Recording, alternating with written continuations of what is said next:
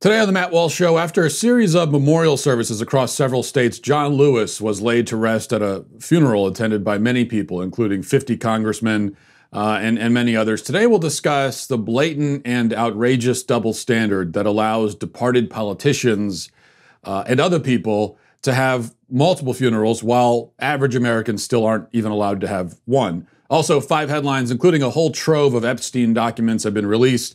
A number of very famous names are mentioned. We'll discuss that. And in our daily cancellation, I will finally cancel the most evil, deranged, and dangerous psychopaths in the country. These are people begging for a cancellation, and they'll finally get it today. All of that is on the way. But first, the show today is brought to you by Vincero watches. There are many occasions where you may need a watch. When a watch is going to be something that ties the whole outfit together and kind of gives you that extra pop that you're looking for. Whether you're going for a night out, you're going to a wedding, you got a business meeting, whatever it is. That's why you need Vincero watches. A watch should be something you look forward to putting on every day, and that's exactly how I feel about my Vincero watches. Vincero is dedicated to the craft. They put the time and effort into crafting these timepieces, and you could really tell when you wear them that there's been a lot of time put into them and a lot of care. These are not just like factory assembled cookie cutter watches. These are watches that a lot of effort and time have been put into. With Vincero, there's no brand name markup, no big time price tags. Their promise to you is simple: solid, well-made products that you will enjoy wearing. During this time, they continue to do right by their buyers as well. These guys, they know just how important it is to shop from brands that you trust.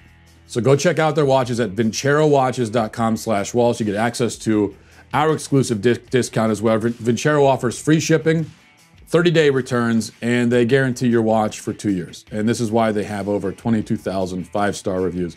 Don't trust me. Trust what the people are saying about Vincero watches. If you visit vincerowatches.com/Walsh, when you purchase, the discount Walsh is automatically applied at checkout. So it's that easy to shop. That's how you get the discount. That's just make sure to put it vincerowatches.com/Walsh. Like I said, these are timepieces that you're going to enjoy wearing every single day. And if you don't, Vincero will make it right. That's their promise to you. If you don't like it, they're going to make it right. If you don't love it, they're going to take care of it. But you will love it. I guarantee you that. Go shop Vincero. The deal is really too good to pass up. Go to VINCERO watches.com/Walsh. Do not pay full price on these beautiful timepieces. Take advantage of our exclusive discount and get up to 20% off for your entire order. Okay, Representative John Lewis laid to rest at a funeral in Georgia on Thursday. The funeral, attended by dignitaries, former presidents, politicians from all over the country, including 50 members of Congress were there. It was a culmination of several days worth of memorials and public remembrances for the late congressman and civil rights icon. The journey began with a service in an Alabama chapel, and then another at Troy University. In fact, there were a couple at Troy University, I believe. The congressman's body was also ceremonially escorted across a bridge in Selma by a military honor guard. It was a horse-drawn carriage. There was an audience there watching that. Lewis was then laid in state in D.C. for a few days of public viewing. And then he was brought back down south to Atlanta for a series of memorials on Wednesday, followed by the funeral on Thursday. In all, there were more than 10 ceremonies across 5 different cities in 3 different states. 2 states and D.C., I guess. The final ceremony, the funeral, was invite only, but many of the pews, if you look at for instance, this screenshot here, you can see many of the pews were still packed tightly with people sitting shoulder to shoulder. Now, under normal circumstances, I would not begrudge a prominent figure like John Lewis his memorials and posthumous celebrations. Lewis, obviously isn't the first such figure to have memorials like this. John McCain died 2 years ago, and he had a similarly packed schedule of memorial services. But the difference between 2 years ago and today, obviously, is the coronavirus and the accompanying lockdowns and restrictions that we have all been under, or at least most of us have been under, in most circumstances. And that's the point. For months now, many Americans have either been prohibited from holding funeral services at all for their deceased loved ones, or have been forced to hold very small gatherings attended only by immediate family members. I know people who have been in this situation. All of us know people, or you might be one of these people. I've heard these stories. I've gotten many emails from people talking about this. The father died, a grandfather, even a child died. And either there was no funeral or there was just a very small funeral attended by immediate family members. The CDC labels large or medium-sized in-person funeral services as, quote, highest risk events. And in many places, such events are still banned. There was a funeral director who wrote an article for the Washington Post back in April, and the article said that saying goodbye to a loved one has become a lonely affair. And that's true, but not for everyone. A whole series of exceptions were made for John Lewis, just as they were made for George Floyd's various memorials and funerals. Now, granted, as I said, under normal circumstances, it would make sense for John Lewis to have all these memorial services. And under normal circumstances, there's nothing absurd about it. Under any circumstance, to have all these memorial services for George Floyd and the golden casket and everything, even without coronavirus, would be totally absurd. But even so, when it comes to coronavirus, exceptions made in both cases. And the exceptions don't just apply to the events themselves. Buck Sexton makes a good point. He points out on Twitter that DC regulations require that travelers from Georgia must self-quarantine for 14 days. Well, will the 50 congressmen who attended Lewis's funeral in Atlanta, are they going to proceed directly to self-quarantine for 14 days? Somehow I doubt it. And this has always been the problem with the coronavirus policies and restrictions. It's not just that they represent unconstitutional infringements on our liberties, though they do, but that they are blatantly arbitrary. And this is one of the reasons why they represent unconstitutional infringements on our liberty.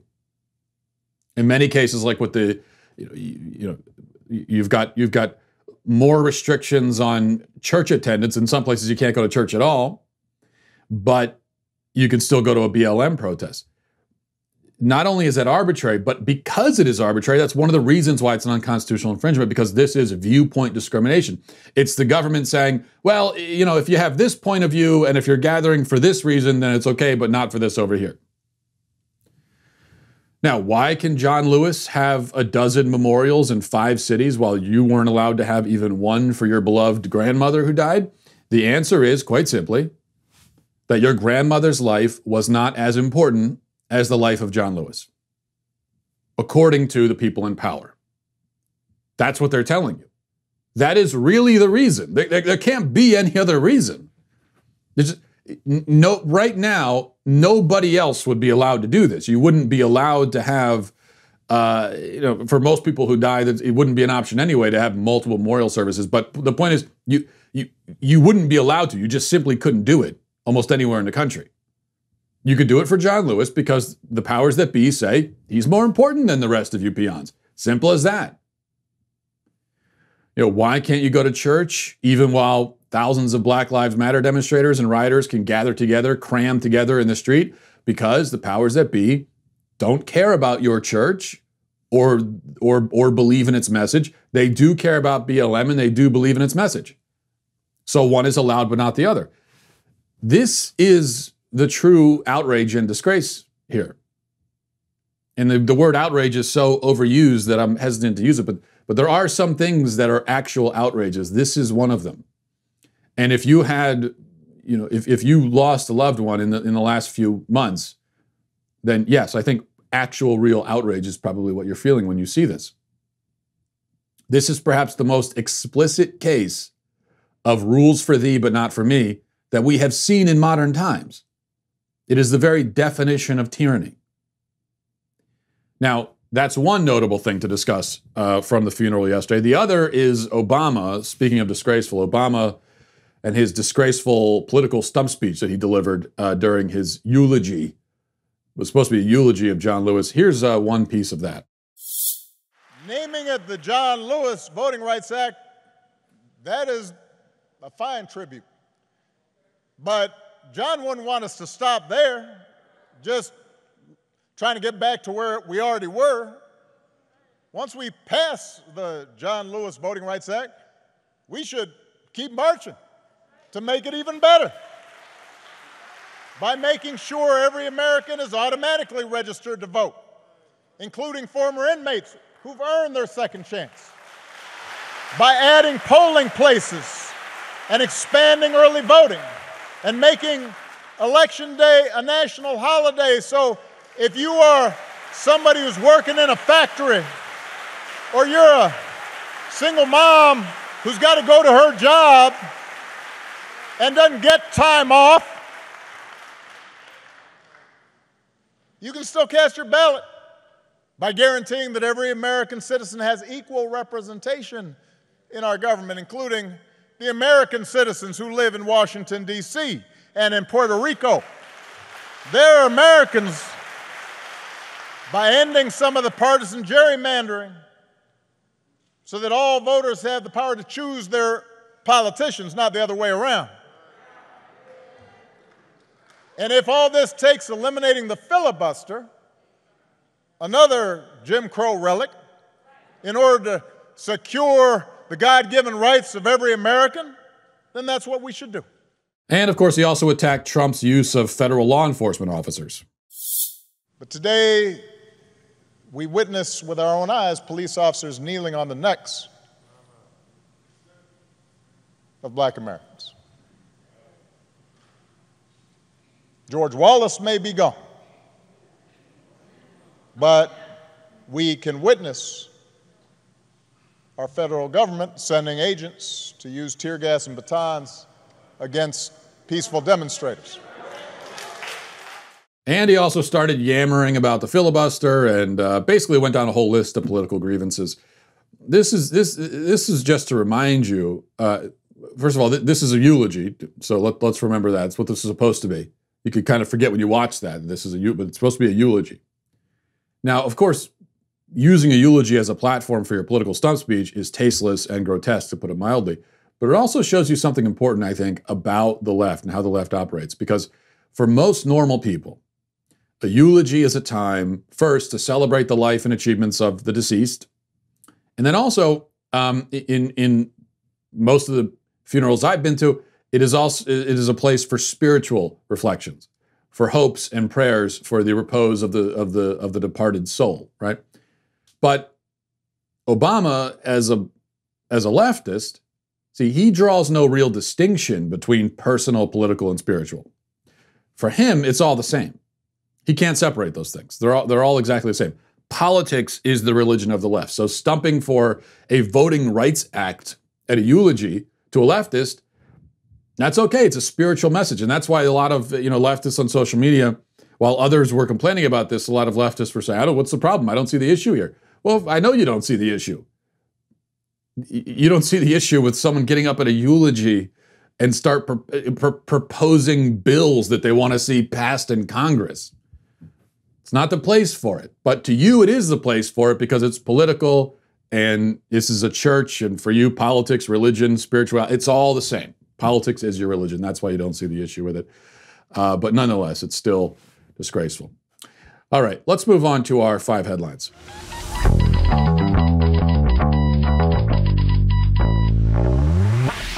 Well, as we're about to get into some interesting news here, here's something. The SpaceX capsule will be landing this Sunday, August 2nd. The first time that SpaceX will have completed a successful crewed mission to the International Space Station.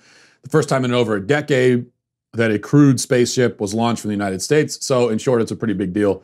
And we're going to be streaming it across YouTube, Facebook, and dailywire.com, featuring a special all-access live discussion with Daily Wire God King Jeremy Boring. All-access members can join the chat and talk to Jeremy during the live stream of the mission. And then you can stick around afterward for a live stream Q&A where you can watch him answer your questions in real time. So don't miss out. Join All Access at dailywire.com and get 20% off with code ACCESS. That's dailywire.com/Walsh, 20% off with code ACCESS. Number 1, the Ghislaine Maxwell case. I still don't know if that's how you pronounce her name. I'm not sure if anyone knows how to pronounce her name, but I'm just going with that. Hundreds of pages of documents were unsealed last night. Some of the documents are transcripts from a deposition with Virginia Roberts, the woman who alleges that she was trafficked, one of many women trafficked, hundreds of women trafficked by Maxwell and Epstein, and she was a minor at the time, like so many other women were. Other documents like emails and other things are included. For example, there's an email between Epstein and Maxwell where Epstein appears to be feeding Maxwell a statement that she can give to the press denying allegations against her. So stuff like that. More interesting are the names that Roberts gives. She said that she was directed to have sex with, be abused by Alan Dershowitz, former New Mexico Governor Bill Richardson, a number of prominent businessmen and financial guys, and she names Bill Clinton as a guy who was on Epstein's sex island.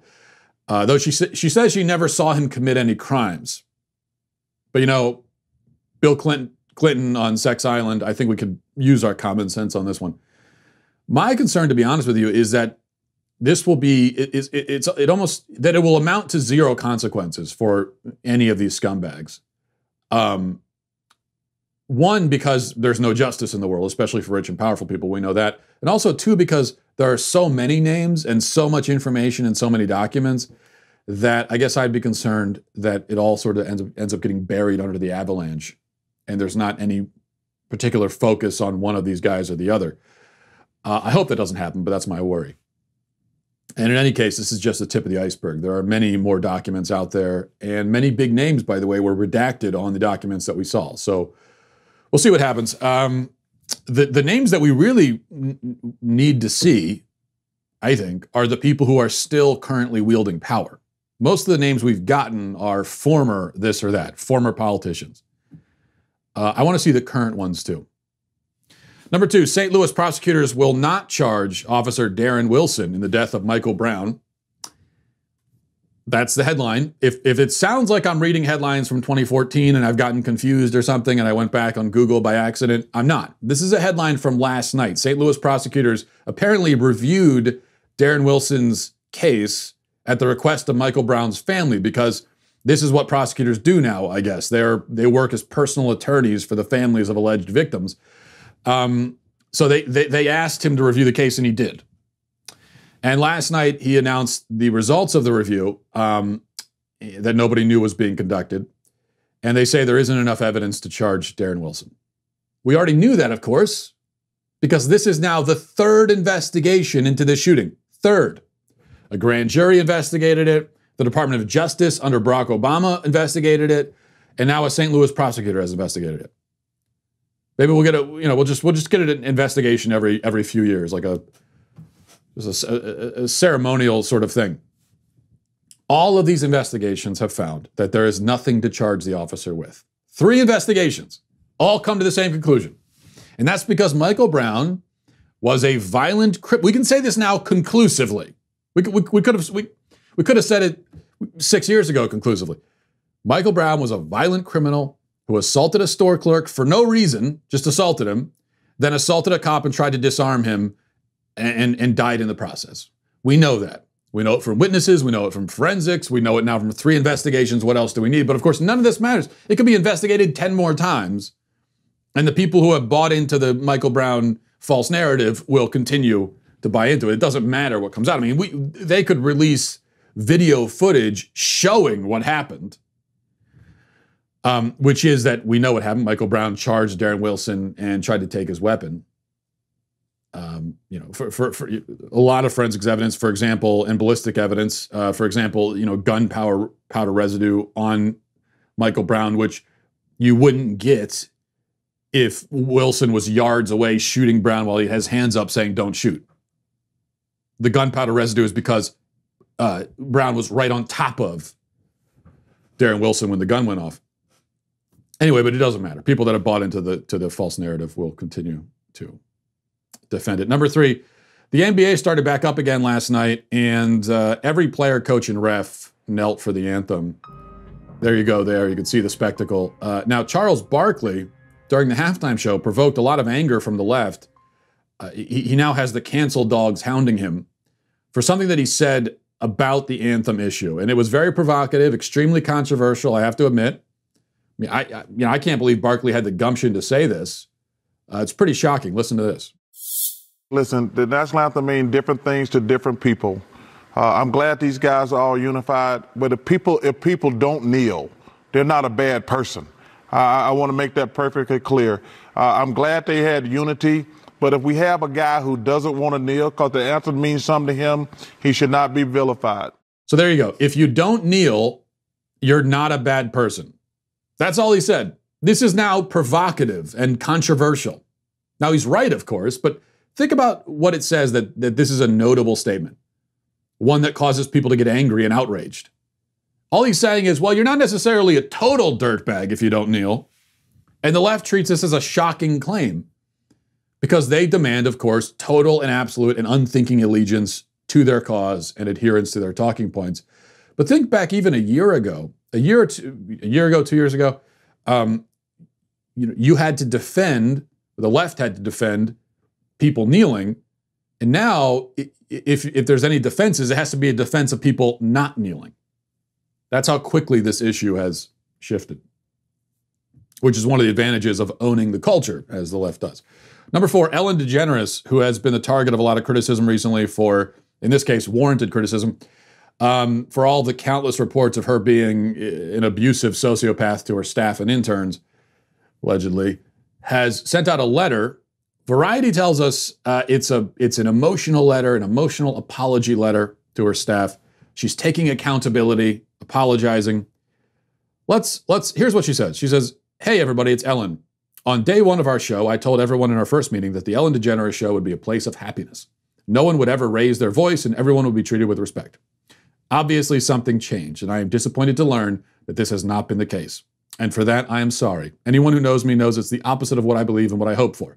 I could not have the success I've had without all of your contributions. My name is on the show, and everything we do I take responsibility for. Alongside Warner Brothers, we immediately began an internal investigation, and we are taking steps together to correct the issues. As we've grown exponentially, I've not been able to stay on top of everything and relied on others to do their jobs as they knew I'd want them done. Clearly, some didn't. That will now change, and I'm committed to ensuring this does not happen again." And it goes on from there, but that's basically it. That's the gist of it. That's the tone. She's accused of being a horrible boss who abuses her staff. And what's her response to that? She blames her staff. This is a total passing of the buck to her staff, who are the ones who originally accused her of being a bad boss. And so to prove them wrong, she's blaming them. Zero accountability, zero responsibility, does not apologize at all for her behavior, and lays the blame on her staff. Amazing.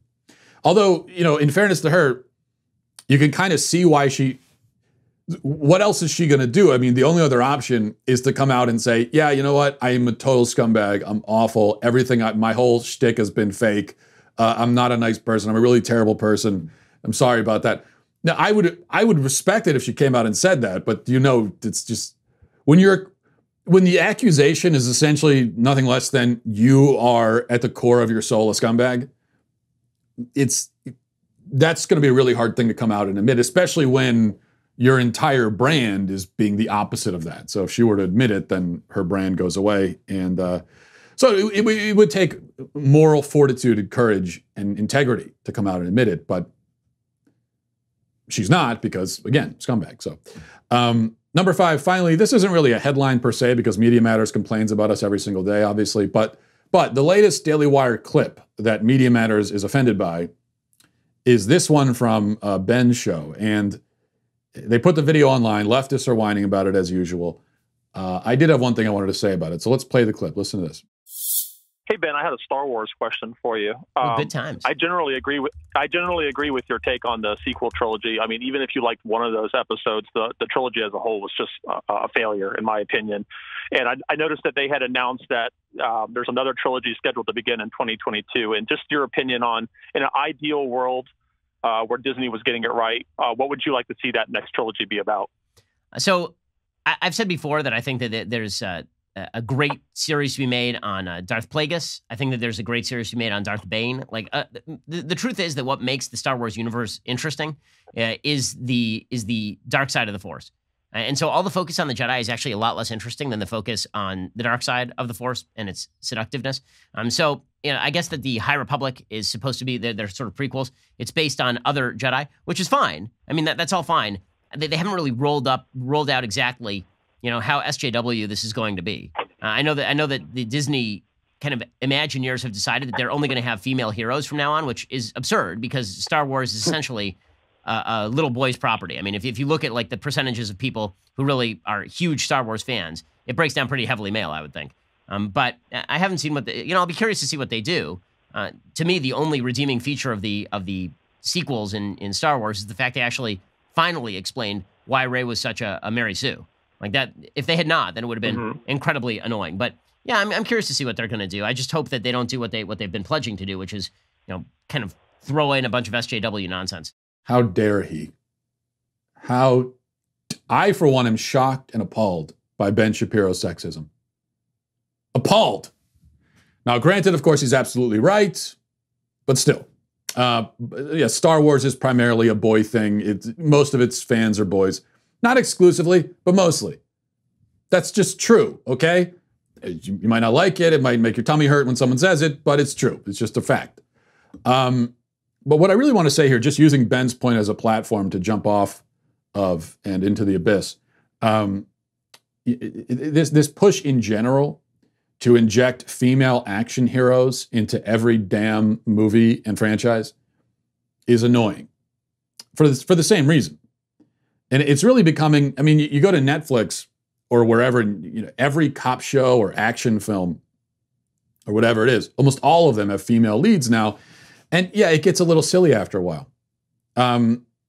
Silly because in many cases, these are still genres with mostly male audiences. The left, they're the ones that say that representation is important, right? Because people, when they're watching films, they want to relate to the characters and sort of imagine themselves as those characters. That's the whole reason why we're told that representation matters in film. Well, okay.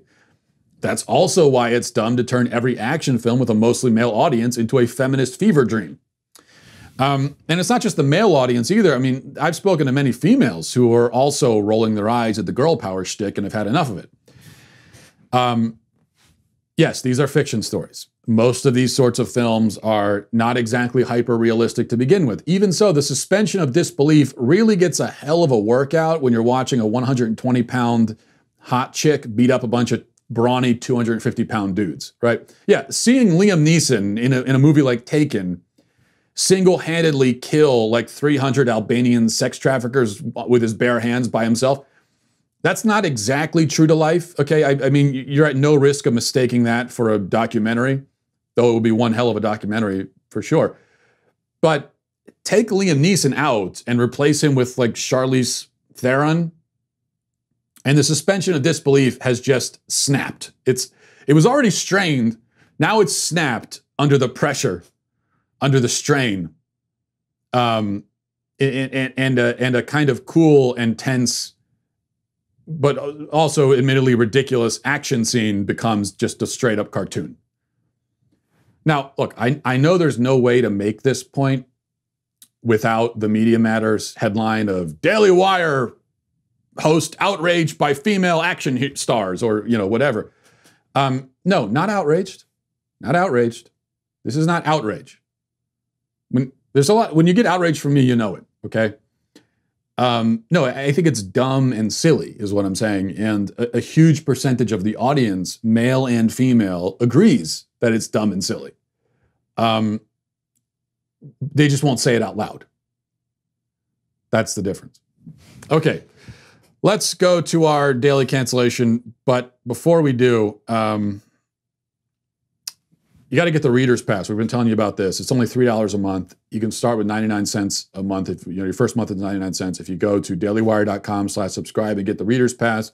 If you want to get the news and analysis without all the left-wing spin, then you got to do that. You get access to all of our exclusive op-eds. You also get, you can be a part of the discussion online with other Daily Wire members. You receive push notifications. You get access to our mobile app, the mobile ad-free access to all of our Daily Wire news, exclusive op-eds, I can't speak, and all of that you get at dailywire.com/subscribe and join today. That was a great read right there. I am a professional, folks. Okay. Let's go to our daily cancellation. This is a very important subject, and I believe I have addressed it before on the show. I don't think I've taken the time to issue a cancellation related to it. I don't think. If I have, then I'm repeating myself, and just deal with it. Stop complaining, okay? This is my show. Don't judge me. So I want to show you something. This is a real photo. I took it myself. It's difficult to look at. I warn you. If you have kids in the room, I would say have them turn away for a moment. Not appropriate for them. I don't even know if they're going to let me show this without blurring it out. It is pretty graphic. But okay, here we go. Here's the picture. As you can see there, those are shopping carts in a Walmart parking lot, left in the middle of the parking lot. This is what I stumbled across yesterday. There is a cart corral not but 20 feet away. Look at the one closest to the grass. That's 5 feet from the receptacle. 5 feet. This is someone who, almost to make a point, had pushed the cart nearly all the way there and then said, no, I can't go any further. I can't. I've gone too far. My legs will give out. It's too much. And then they just leave it there. And this was a breezy day yesterday, by the way. Those are not shopping carts. Those are torpedoes. All it takes is an errant wind to send one of those things crashing into someone's side panel. It has been the primary goal of my life and my life's main ambition to combat these shopping cart ditchers, to expose them, to punish them, to shame them. I truly believe that the entirety of a person's character can be assessed based on what they do with their shopping carts after they've unloaded their groceries. It may seem like a small thing, but it's precisely because it's a small thing that it tells you everything you need to know. See, if you cannot be bothered for the sake of your fellow man to return your shopping cart, to walk 20 feet to return it, or 5 feet to return the cart, then we know that the cutoff, the bar for you, for what you're willing to do for the betterment of society, is somewhere below returning a shopping cart. You see, we know that the bar is below that. Maybe there are some things you're willing to do for society and for your fellow man, but it's not anything as significant as returning a cart. I'll put it this way. If you're trapped in a burning building and a shopping cart ditcher walks by outside, are you going to have any confidence that he's going to run in and save you? No, because this is someone who won't even put his cart away to save your vehicle from getting scratched. You think he's going to risk his life? No, of course he's not. Which is why, if there was a shopping cart ditcher trapped in the burning building, I would just leave them to their death. That's a little strong, isn't it? I'm coming on a little bit strong. I'll pull back just a smidge from that. Here's my point. You know, there's no excuse. So someone said to me yesterday, you know, when I was complaining about this online, because this is, like I said, I'm a professional. This is what I do. Someone said we have to make exceptions for the elderly and disabled and mothers with children. We have to, you know, yeah, everyone else, but make exceptions for them. Sorry, no exceptions. First of all, if we made exceptions for old people and women, then who exactly are we holding accountable here? Because that's like 85% of a grocery store's clientele. But more to the point, if a person is capable of getting the cart to begin with, walking around the store with it, doing the 19-mile lap around Walmart, going back to their car, then they're capable of going back to the cart corral. I don't want to hear the excuse. If you've already done all that, and it's time to return your cart, you can't suddenly go, oh, I'm too old. I'm old, I can't do it, my knees. So I've had an attack of old suddenly, and I just can't anymore. I've already walked 57 miles to get everything at Walmart, but this the last 10 feet, I simply can't do it. Can't do it. No. We've seen what you're capable of, all right? Return the cart, Gramps. No excuse. As for mothers, I don't want to hear that excuse for a minute. I've been shopping with 4 kids by myself. I might not be a mother. I could be a mother for all you know these days, okay? If I choose to be a mother, then I am. Whether I am or not, I return the cart. If I can do it, you can do it. It's not that hard. Put the kids in. Let me explain how this works. Here's the process for any mothers who are confused about this. put the kids in the car, put the groceries in the car, return the cart, and then come back to your car and drive away. Happily ever after. Not hard to do. But I don't want to leave my precious children in the car alone. You can't leave them in a car while you walk 15 feet away? Really? What's going to happen when in that 15, in the 20 seconds it takes you to do that? What do you think is going to happen? What's the worst case scenario? It's hot out. I can't leave them in the. What do you do when you're at a gas station? I mean, I hope you don't leave the car running while you pump the gas. Do you take all the kids out at the gas station? All right, kids, get out. Come stand here at pump 5. I can't leave you in the car alone. Come on. Don't be ridiculous. I actually had a mother tell me once that she doesn't want to get arrested for leaving her kids in the car alone while she returns the car. Right, because there are cops in the parking lot with measuring tape, and if you walk more than 7 feet from your car to return a cart, they're going to arrest you on the spot. Sure, I'm sure that's happened. That's happened millions of times. I'm sure it's a really common occurrence. Stop with your excuses. Take ownership. Take accountability. There may be some excuses. Let me backtrack a little bit. If you get abducted on your way to return the cart, okay. If you get raptured in the parking lot of a Superfresh while you're returning your cart, then okay, I guess God in that case will be the shopping cart ditcher, and I'll have words with him about that at a later date.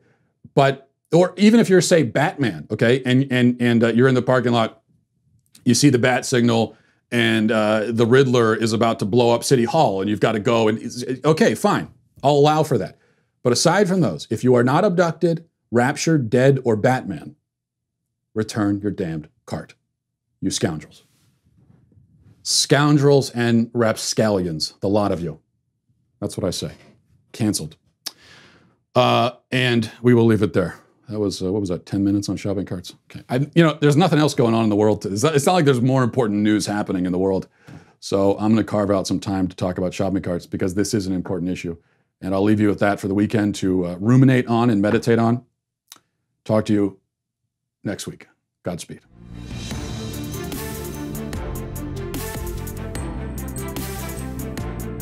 The Matt Walsh Show is produced by Sean Hampton, executive producer Jeremy Boring. Our supervising producers are Mathis Glover and Robert Sterling.